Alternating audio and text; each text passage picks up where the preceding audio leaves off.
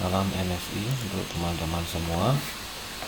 Pada saat ini kita ingin membahas masalah sistem aplikasi.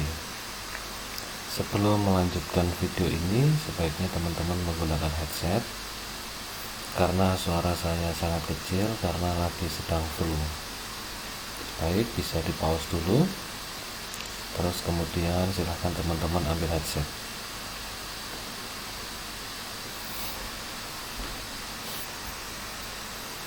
Oke, jika teman-teman sudah mengambil dan memakai headset, apa yang disebut dengan sistem aplikasi? Mari kita tanya kepada Wikipedia.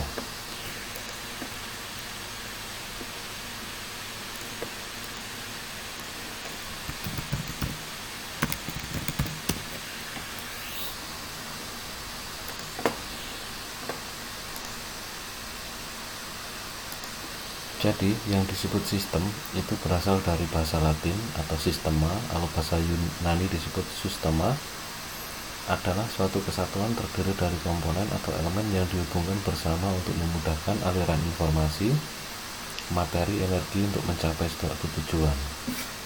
Ya, itu adalah suatu sistem.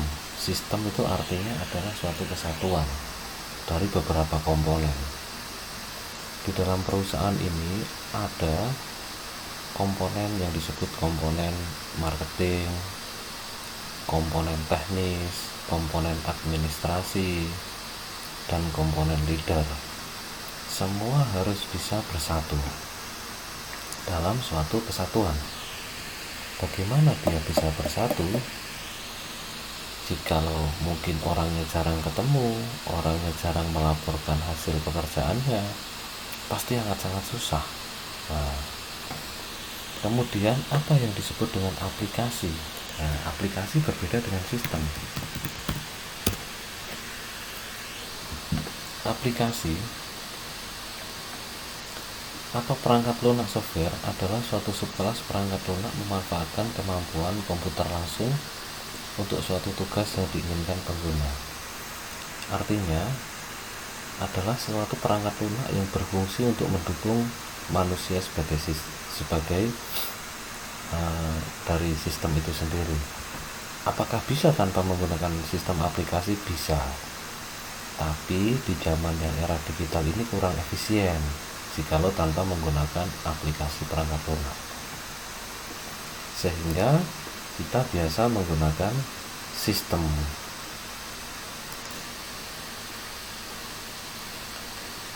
Baik teman-teman, kita mulai kembali.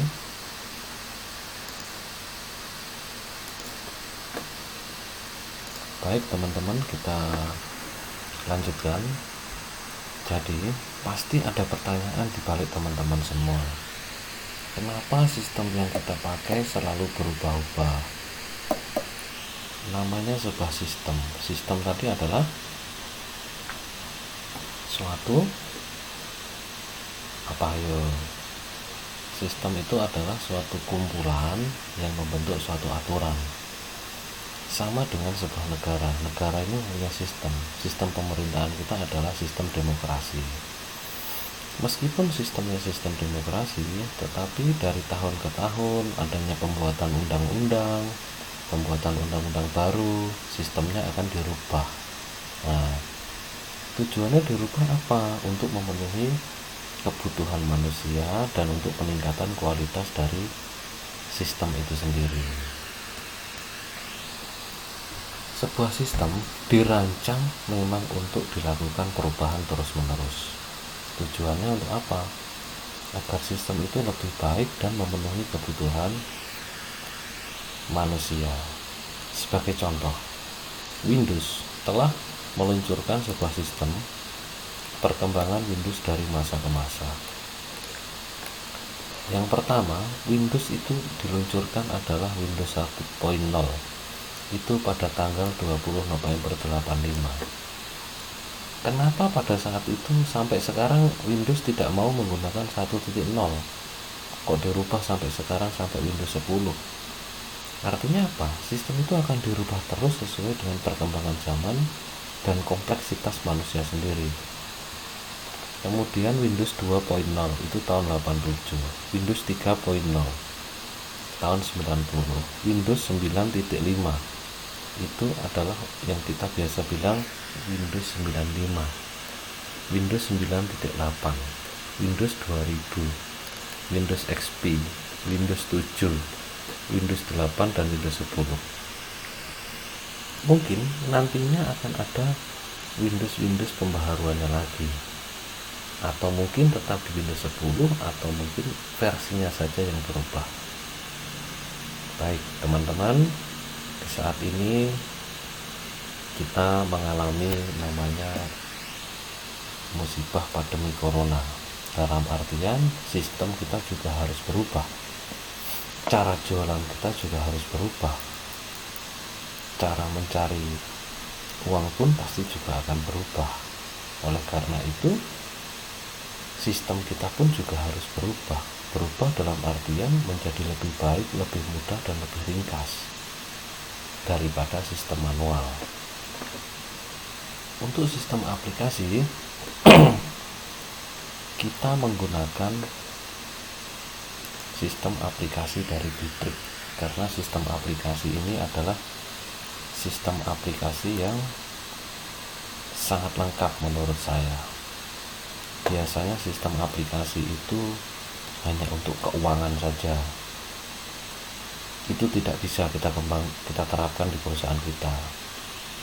Mungkin ada lagi sistem yang khusus untuk penjualan. Sistem itu tidak bisa diterapkan di kita, karena selain penjualan toko kita ada project. Kemudian sistem project saja kita nggak bisa, karena kita punya jualan di toko. Baik, itu adalah pendahuluan apa yang disebut dengan sistem. Kenapa sistem selalu berubah-ubah menjadi ke arah yang lebih baik? Sistem pada dasarnya membuat manusia semakin mudah, bukan semakin sulit.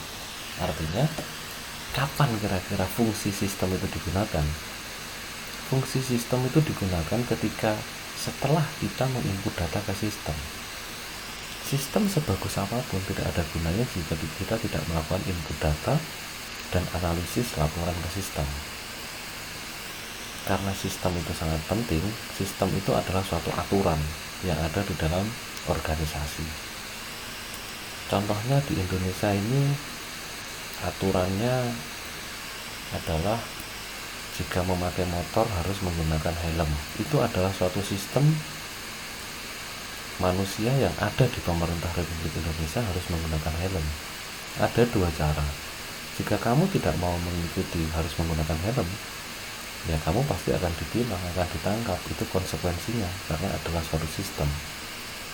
Cara kedua, kalau nggak mau pakai helm, jangan tinggal di Indonesia, cari negara lain yang memang tidak menerapkan aturan pakai motor nggak perlu pakai helm. Nah itu, oke ya, paham ya, di situ disebut sistem. Sistem itu adalah aturan atau cara kerja antara orang dengan orang membentuk suatu perkumpulan, membentuk suatu tujuan yang sama.